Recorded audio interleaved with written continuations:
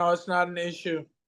Okay, that's good, man. Because I was watching some earlier interviews and I saw it, and I'm like, oh man, I really hope that the Florida Commission doesn't say anything like, oh hey, what is this?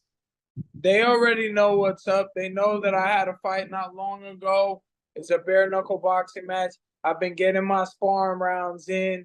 People have hit me, and all I do is smile. I love it, man. I love it. Hey, you mentioned in another interview that you feel that his team has been lying to him about everything in his whole boxing career. Can you elaborate on that? Why you feel that, and what's your perspective on that?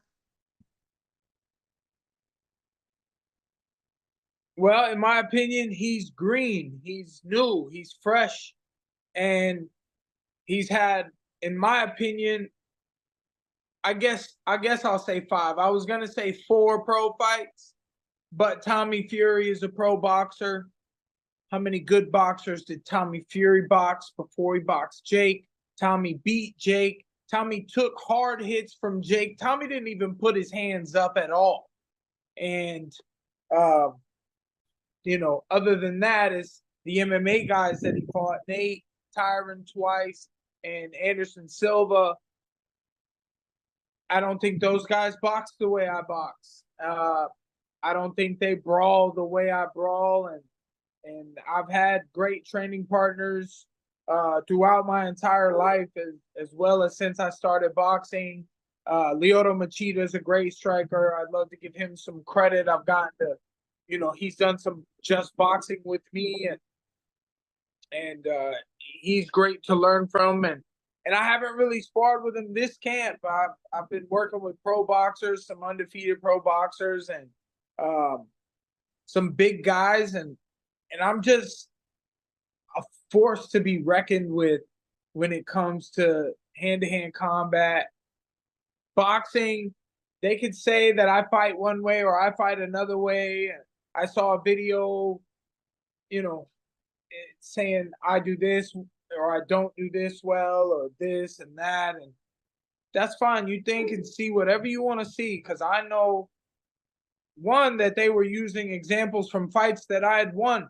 So it doesn't work for you. It obviously you didn't tell the whole story. That's the thing too. You need the details. And I've talked to some great people who understand a lot about the fight game, and even they say, we won't see what Jake's made of until he hits the floor. So I got to put him down, and we'll see what kind of fighter he is. Mm, mm.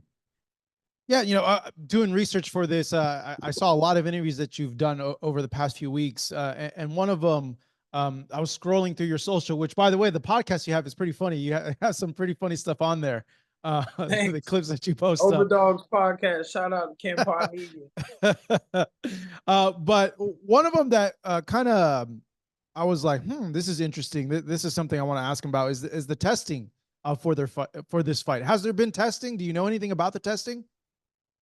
I haven't been tested yet. I assume that the Florida Commission will test us all on fight week, or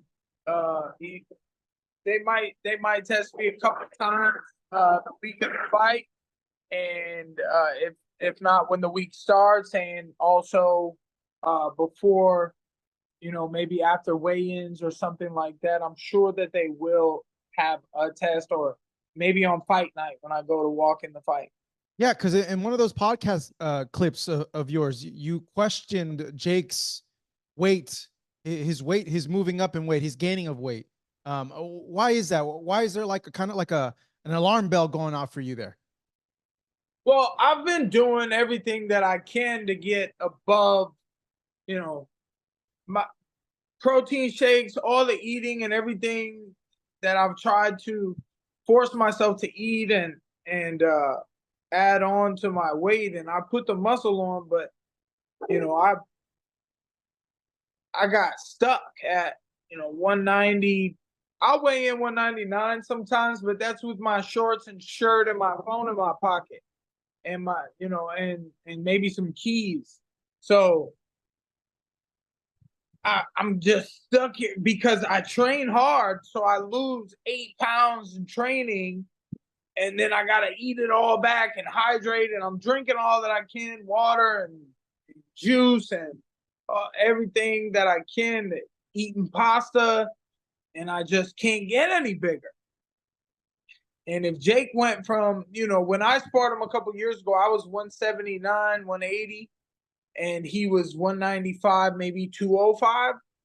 And if he went from that way is a natural way for him, because he wasn't, I mean, I think he was about to fight Ben Askren, but I don't think he was really cutting weight at the time. And so, to put on 25 pounds, I don't know how someone does it, I guess,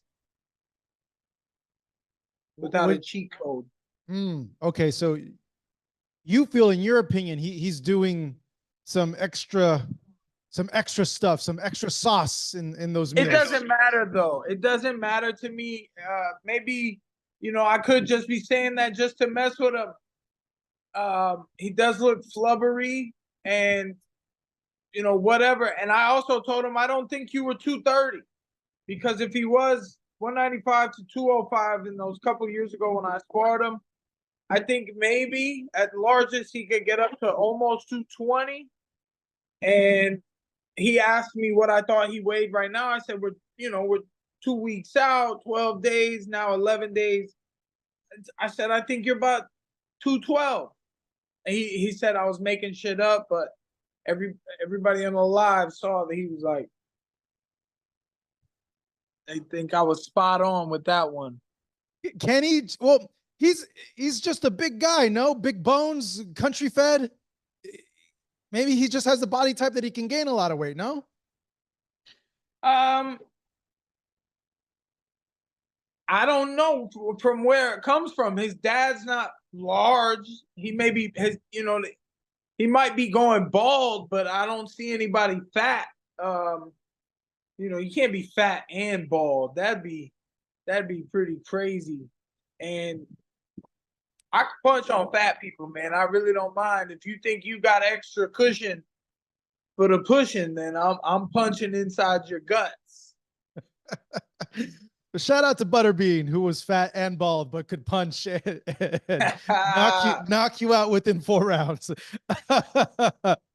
Hey, knock you out. He'll knock you out within 4 rounds. For sure, knock me out within 1 round, bro.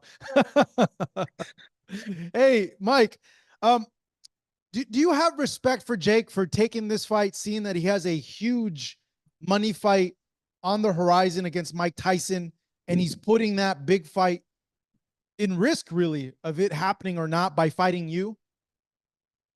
If he wants to sit around and wait 5 months, he said he didn't want to do that.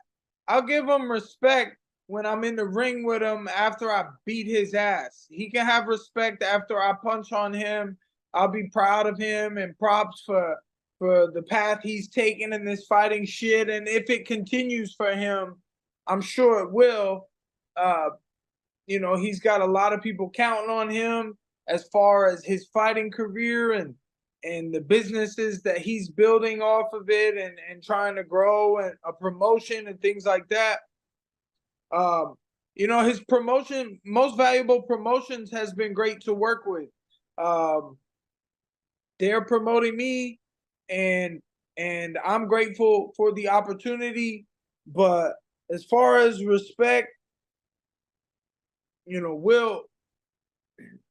I'm looking to disrespect Jake until July 21st. Now, I know you feel you're going to win this fight, but but put yourself aside. In your opinion, as an observer, do you think he should be fighting Mike Tyson given the age difference? No, I feel like that's another thing why he's being set up. People, he was going to go out and get this sanctioned boxing match against veteran Mike Tyson, and there were a lot of people that were not happy about it, even though we all believe Mike, and we all want to see what Mike is capable of for himself at his age.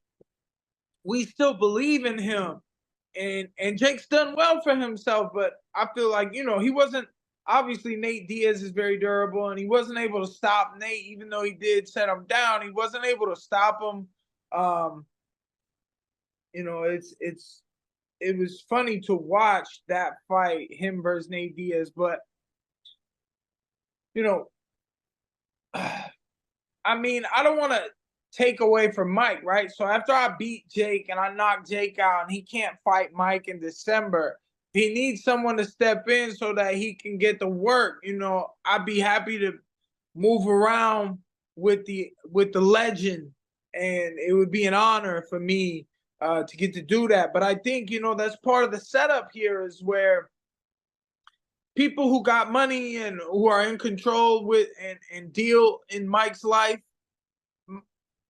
Mike Tyson, you know, they didn't want this, maybe. So they're like, here's the young Mike. Let's throw the young Mike in there. Maybe not as big as the old Mike, but got plenty of aggression for the Disney kid, and I'm gonna let him have all of it. If that fight does happen, Mike, Tyson and Jake Paul, do you think Tyson can pull it off in your opinion? Can he win? Does he knock out Jake? I think he would be great.